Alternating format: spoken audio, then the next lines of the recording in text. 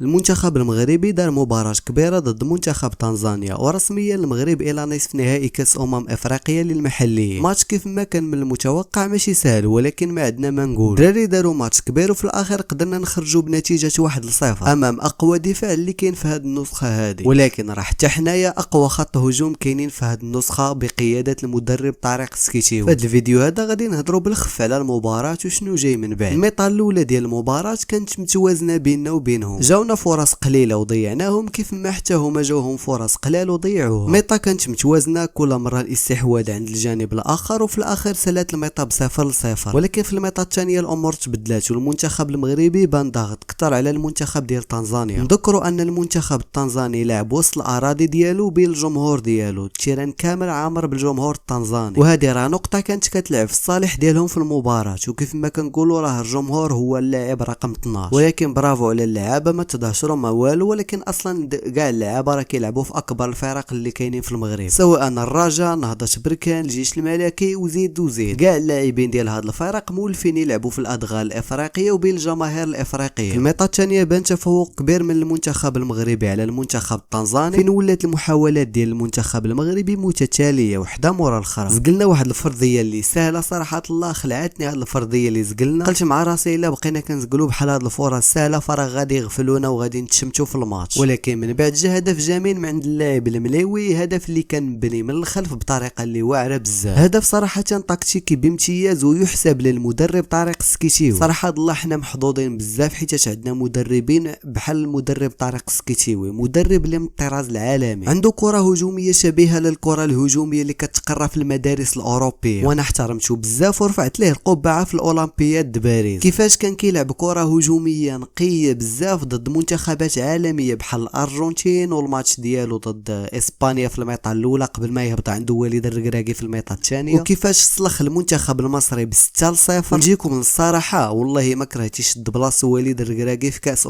افريقيا، اولا وليد الركراكي تانسبيري شي شويه من طارق السكيتيوي، راه ما فيها حتى شي عيب. ندوزو لصاحب الهدف الوحيد اللي كاين في هذه المباراه اللي هو اللاعب الملاوي، هو لحد الان هداف البطوله ب4 ديال الاهداف. وفي هذه المباراه بالضبط بين على واحد القتاليه اللي كبيره بزاف، كيفاش اللاعب تضرب في جبهته وتكمل الماتش، والضربه نزفات له بالدم ومع ذلك بقى مكمل الماتش. صراحه بحال هاد اللاعبين هما اللي انا شخصيا كنبغي نشوفهم في المنتخب المغربي، كيلعبوا بالروح وبالنفس وكيلعبوا على ود الدرابو ماشي على ود حتى شي حاجه اخرى من غير الدرابو. كنت كنتسنى هو اللي ياخذ جائزه افضل لاعب في المباراه، ولكن عطاوه الحريمات، وتا هو صراحه يستاهل، كان محكم مزيان في وسط الميدان. ما نساوش ايضا حتى الحارس المرمى الحراري اللي دار مباراه اللي كبيره بزاف، وتا هو صراحه كنت كنتسنى وكنظن انا هو اللي غادي يدي افضل لاعب في المباراه، ولكن ما يهمش، تا هو دار ماتش كبير ونقدنا في بزاف ديال اللقطات ترفع عليه القبعه من هذا المنبر. المباراه كانت مشحونه بزاف بين اللاعبين، خصوصا في الاخر ديال المباراه فاش كان المنتخب المغربي متقدم على المنتخب التنزاني. اللاعبين ديال تنزانيا جهلوا، بغاو غير يدابزوا، بغاو غير يلعبوا الكره دغيا باش يماركيو ويجيبوا التعادل، ودخلوا في بزاف ديال المشادات مع اللاعبين ديال المغرب. هادشي اللي خلاه ياخذوا صفرة بزاف، لا من اللاعبين ديال المغرب لا من اللاعبين ديال تنزانيا. ولكن عجبتني بزاف الطريقه ديال اللاعبين ديالنا كيفاش جراو نهايه المباراه، كيفاش ملي كيتصاب شي واحد في اللعابه ديالنا كياخذ وقته في الاصابه، واخا يكون غير كيمثل، ولكن كياخذ وقته باش يضيع الوقت ويطيح الريتم ديال الماتش. هاد اللعب هذا اللي خاصنا نديروه في المنتخب الاول، راه شحال من كاس